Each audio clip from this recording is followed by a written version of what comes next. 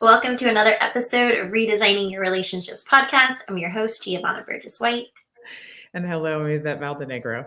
And we are on the Identity Gap mini-series part 3. And I will have tech fix that real quick because it says part 2 here. And if you are watching us, we go live every single Wednesday and we have a new podcast every Friday. We are again on, let me change that, part 3 of the Identity Gap mini-series. And today we are going to talk about who is it happening to. So if you missed part 1, go back because we explain what is the identity gap. Part 2 is why is this happening? And now part 3 is who is it happening to? So let's just jump right in because we're trying to do mini episodes for you every single month on a different topic. And here we are. So really, identity, who you are, gap, the distance between, and there's a huge distance between who we really are and who we really want to be, or who we perceive, or who we let the world know in, but there's a huge gap going on. And why, which is what we talked about last time. And now we're going to be talking about who is this happening to? And I'm going to guess that if you're listening, you're going to fall into one of these wonderful categories. So who is this really happening to? First up, the busy bee. She's doing this because she's so tired and she does everything. She's living in a world that there's a huge gap of who she really is on the inside and what the heck is going on the outside in her world because she's so dang busy. Going around, doing all these things. And this person to me is a person who goes, I'm doing so much, but they're not really doing anything. Or I'm working on this thing and then I go over to here, but they're not really putting their time, effort, brain into doing things well. And so therefore they step back and go, I'm just as confused, or my world is not where it needs to be because, again, they're the busy bee. So their gap between, again, what they're really trying to accomplish, where they're going is big because they're just so consumed with life. Yeah. They're also the ones that have a hard time saying no. So I feel like, again, we talk about calendar integrity all the time. We talk about the relationship with time, time management, time blocking, and there's a difference of being busy, which some people think that's great. Like, oh, I have so much to do, when the difference is actually having the correct things on your calendar that not only serve you best, how I started with you first, but also serve who you want to be, who you're becoming, and not just your business. And that coming from someone who everybody thinks I'm a busy bee, but I'm really not. Like, I'm very strategic about where I put my time, and also very strategic about having balance and time off. I think it's important to understand that this is one of those, like, if it looks like I'm doing all the things, then it looks like I'm important, looks like I'm always around, or I'm always there if I always say yes. But we can tell as relationship coaches. And we have a lot of clients and friends in our community that fall into this category. They're just tired and it doesn't make sense, and they're not getting anything out of anything. It's just they're putting all the things on the plate and they're not eating it. So hopefully that made sense. Yeah. And this is the person who, when we talk to them, goes, I'm working like 70 hours a week. I'm just exhausted. But then when you break it down and go, well, what are you doing? What are you putting your efforts in? Again, they're just spread out so thin that they're doing, but not doing. Yes. They're being, but not being. They're just going through the motion of being busy. All right. So who's also this happening to? Okay. I chose this name because the minute I wrote this, I'm like, oh yeah, this is the career-driven woman who from day one said, I am going to kick butt and take names in whatever I choose to do as a profession. And I am going to go 110% and never look back. But when they get older and kind of look back, they go, I sacrificed so much of myself in order to get where I am today. And the first person I thought of, she's on TV, the SVU that comes out, the character is Olivia Benson. She definitely, I think she winds up being the sergeant the captain of the precinct that she's in charge of, finally, after 5 million years of her being on the show. But the poor woman from day one, or not day one, but we find out that she has unfortunately been raped. She's been in unhealthy relationships. She finally gets to have a son, but the entire time, all you ever do is see her work, work, work. At night, she's at work. When she goes home, she's exhausted. It's like really, really late. I mean, the woman never stops working. And yes, I think that it's amazing to have high ambitions and, really, she's really good at what she does. But I think that her character, again, would look back and go, I'm doing all these things. I'm spending 70 hours a week. But when she gets to her midlife, she looks back and goes, what am I really leaving as a legacy? What am I really doing as a person? Who is this really benefiting? And she's 100% not doing anything for herself. Yeah, I love this one because this, again, all of it, there's so many, but we're going with who our clients are, what we've overcome as, ourselves, the communities that we're in. But this is where women they identify to work, only work in their career. And if that career is over, something happens, they don't have an identity. They have, like, it literally is that, who am I? What am I doing with my life? So when we network in one of our groups, this is my favorite part where we talk about, like, you have to introduce yourself without talking about your job, your career, your spouse, like your role. And what most women are like, I don't know what to say. I don't know what to do.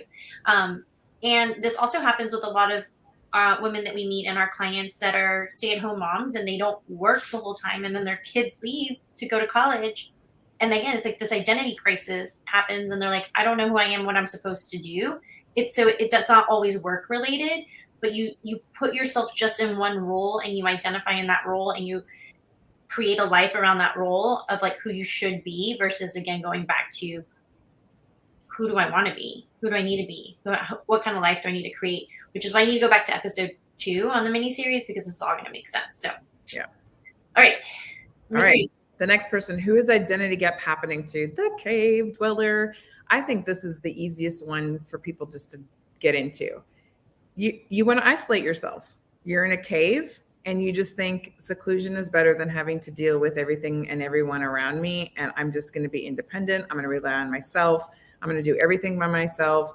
And I'm always looking out from a cave through the little hole, looking out to the world, what the world is doing. And also, I think this is a safe space because you're surrounded by the things that you've created and you're really not letting people in. So you're very secluded, isolated, and you're a cave dweller, which I can identify with because I was for so long. Sometimes this is because you don't want people to see what's really going on.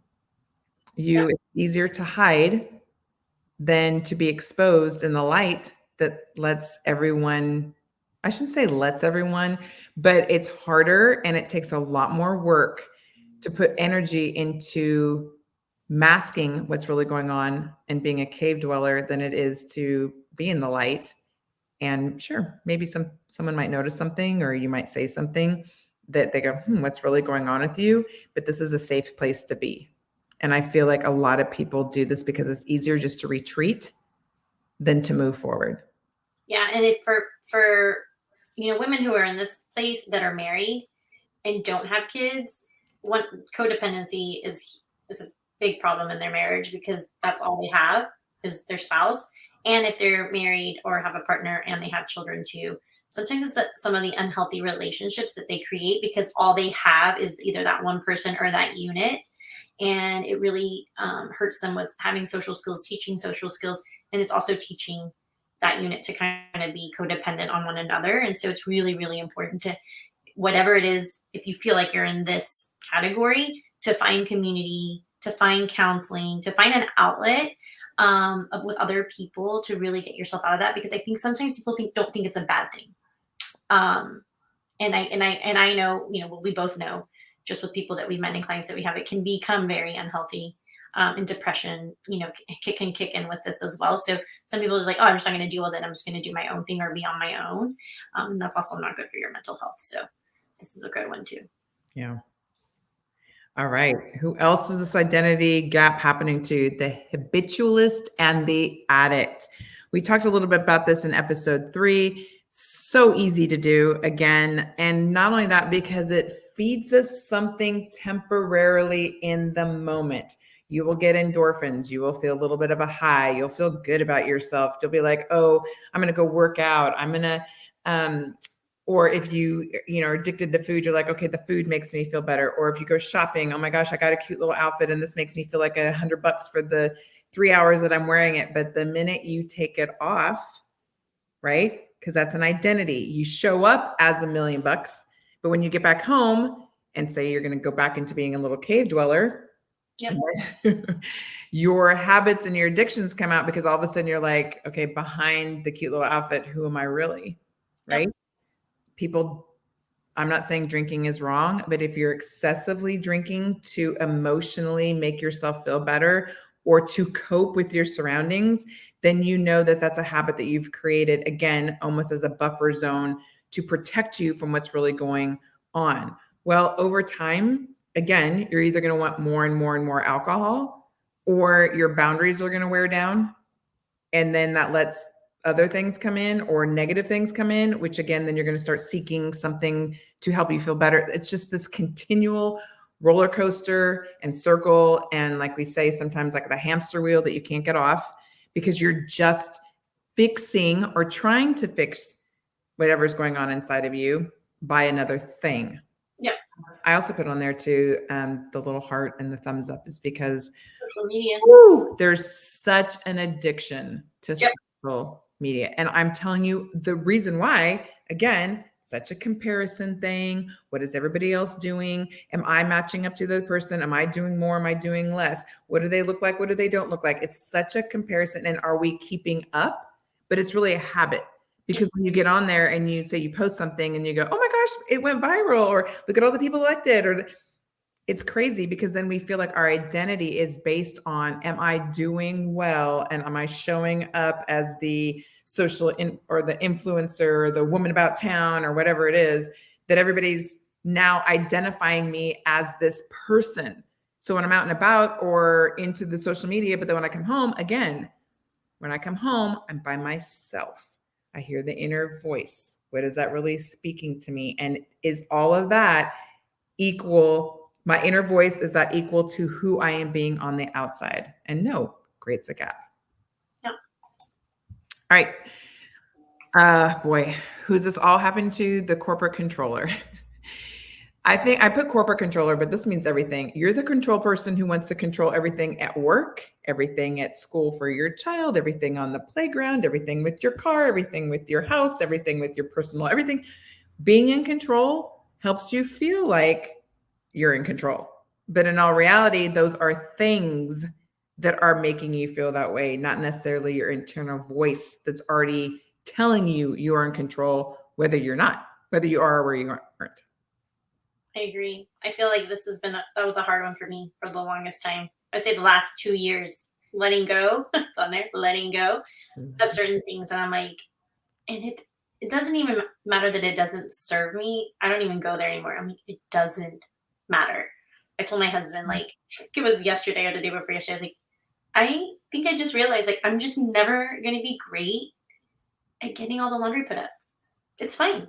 It's like a revolving cycle here at this house, and I'm okay with it now. Before it was like this whole like pressure of like, but I'm like, who cares? It's clean and it's getting done. So if it doesn't get put up 100% and colorized and in the drawers, and like, it's gonna be.